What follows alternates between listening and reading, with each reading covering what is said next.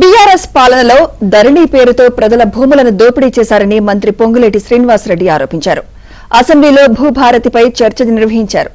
రైతుల భూ సమస్యలను తీర్చేందుకు భూభారతి ఎంతగానో ఉపయోగపడుతుందన్నారు.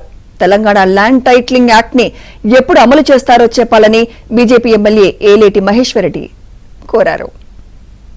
2014 ముందు కాంగ్రెస్ ప్రభుత్వం తీసుకొచ్చిన రెవెన్యూ చట్టాలు సంస్కరణలు రైతాంగానికే కాకుండా యావత్ ప్రజానికానికి ఎంతో మేలు చేశాయని చెప్పడానికి గర్వపడుతున్నాను అధ్యక్ష.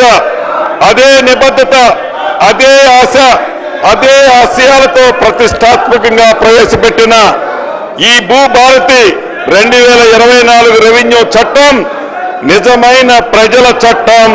అక్షరాల భూమి ఉన్న ప్రతి ఒక్కరికి ఇది చుట్టం అధ్యక్ష.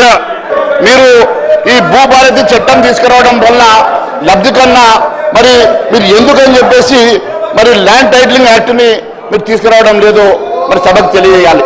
ఎందుకంటే భారతదేశంలో ఎన్నో రాష్ట్రాలు మరి ల్యాండ్ టైటిలింగ్ యాక్ట్ కోసము కసరత్తు చేస్తున్నటువంటి సమయంలో మీరు ఈరోజు భూభారతి అని చెప్పేసి కొత్త తీసుకొని యాక్ట్ తీసుకొచ్చారు.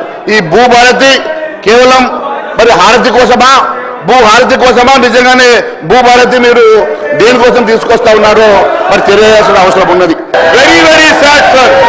Sir, the reason for bringing in this Bhubharati bill is that lot of irregularities has happened and the people responsible for the irregularities is again one family, sir. ఇంత ప్రాధాన్యత కలిగినటువంటి గొప్ప బిల్లు ఇది.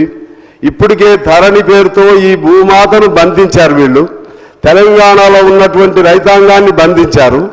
ఆ బంధించబడినటువంటి భూమాత సంఖ్యలను తెగదింపే ఒక మంచి ప్రయత్నం ప్రభుత్వం చేస్తుంటే అది చర్చించడానికి, దానికి సంబంధించిన సూచనలు చేయడానికి కూడా మాకు అవకాశం ఇవ్వకుండా గత 4 రోజుల నుంచి చూస్తా